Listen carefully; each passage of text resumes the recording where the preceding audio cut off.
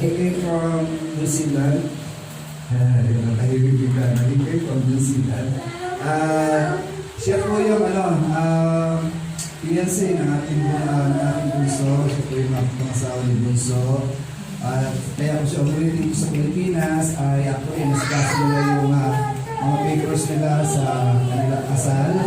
At marirelease po yung kanilang marriage contract sa munisipyo by March 24.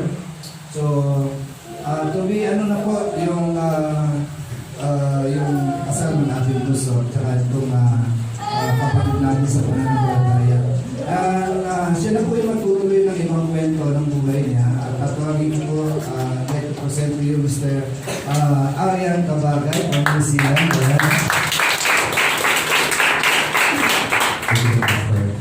And thank you for the wonderful, I'm blessed also with your preaching, Pastor What Matters Most. Magandang hapon sa lahat. Good afternoon, church.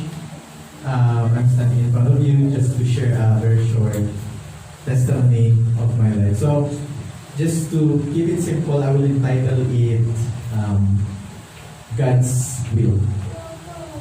Ano yung will ni Lord? So, 10 years ago,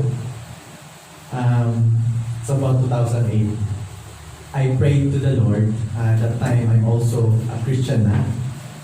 And there was this desire in my heart to have a lifetime partner.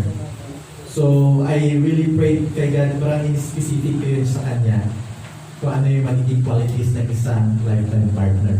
So, it's not bad na you specify what character or criteria would you like to have for a lifetime partner. Okay yun.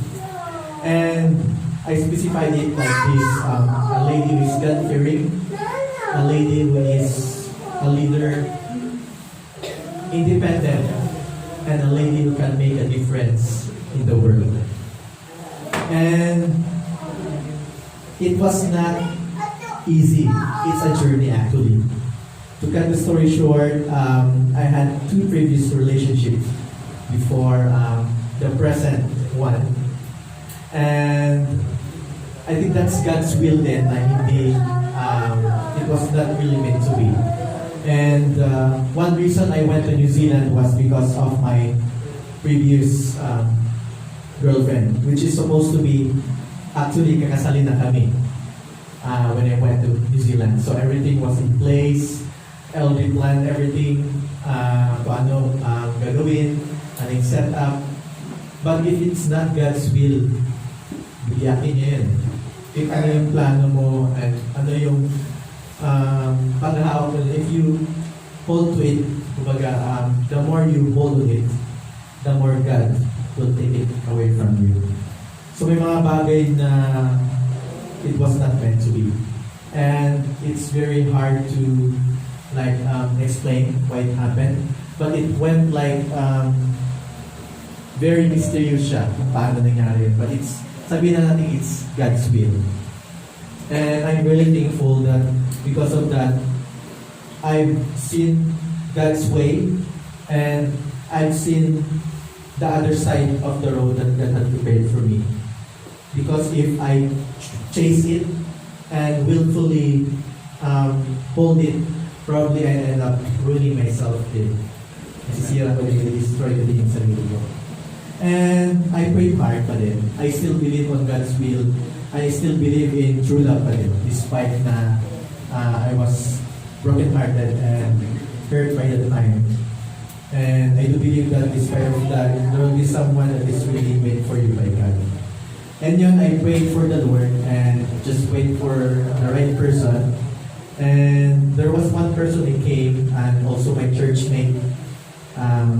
Her name is Ate Susan Gordula, which is also a good friend and very close friend to Pastor and Pastora.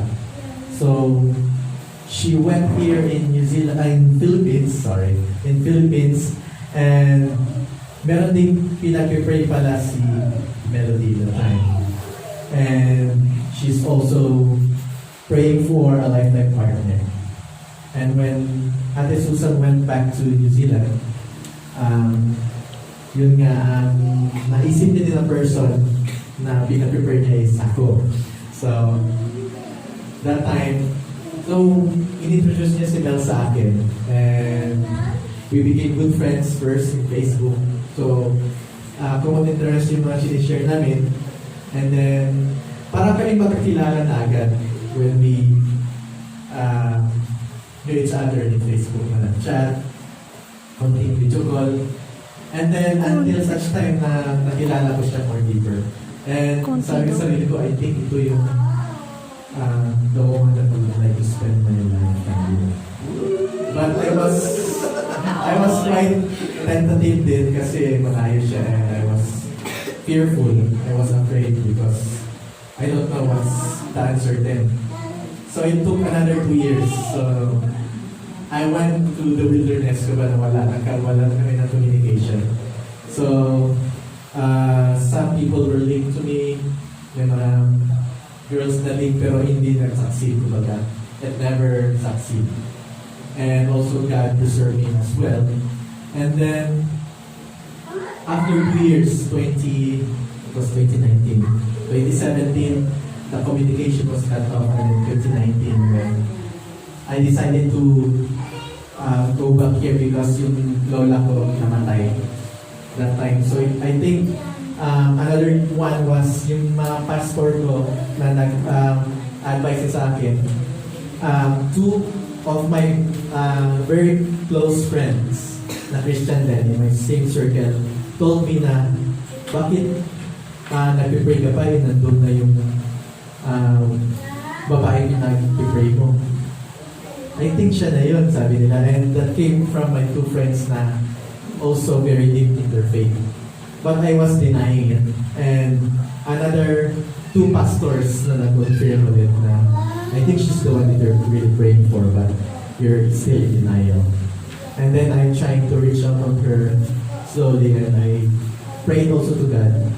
And prayer is really powerful. So I keep on praying and keep on seeking God's will. And basing on some very close circle ko na Christian friends and my two mentors na pastors. So I reached out for her. If sabi ko, pag single pa to, so I would take a chance and risk to communicate back to her. So when I asked her, kinamusta ko, and kaya ko meron ng boyfriend, so dahan-dahan ko lang siya kinamusta. So yun, and then yun sabi niya, she's still single and yun, she's still praying for the right person. And yun, dahan-dahan ulit nagbalik yung aming communication puro atras sa bati pa ako pa isa-isa lang, kamusta, din mawawala ulit. And then until such time, I decided to go back here sa Philippines. And then that time also, I get a chance to meet her in person. So that was August 3? Yeah, August 3. So nag-meet kami in person dito sa Manila. And then, yun na, I saw her, sabi ko, she's really a wonderful person. Not just beautiful inside, but also beautiful outside. So, yun. And she's really wonderful and sweet. Yeah. So, nasabi ko na siya when the moment I saw her and I talked to her. And you can really discern it in the spirit. And it's really important na your intimacy towards the source, which is God, nandoon yun. Para when the right time comes, you will know that that's God's will. And God's will, you will know it if you got intimacy kay Lord. So it's really important yun. And it's really important, mga kabataan, na especially yung mga you are still praying for your God's will. Continue to honor God, honor your parents, continue to go through that process because that will help you, guide you through yung mga difficulties, mapupusok na bahagi ng kabataan. So, yun, honor your leaders, love them, love each other as brothers and sisters in Christ, and enjoy the journey with the Lord. Enjoy niya kasi that's one of the most exciting part most beautiful part of life.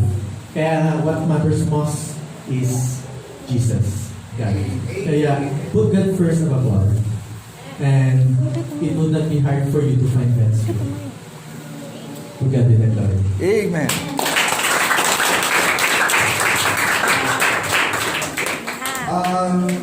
Maligaw naman, no, para sa mga kabataan, huwag magmamadali. No?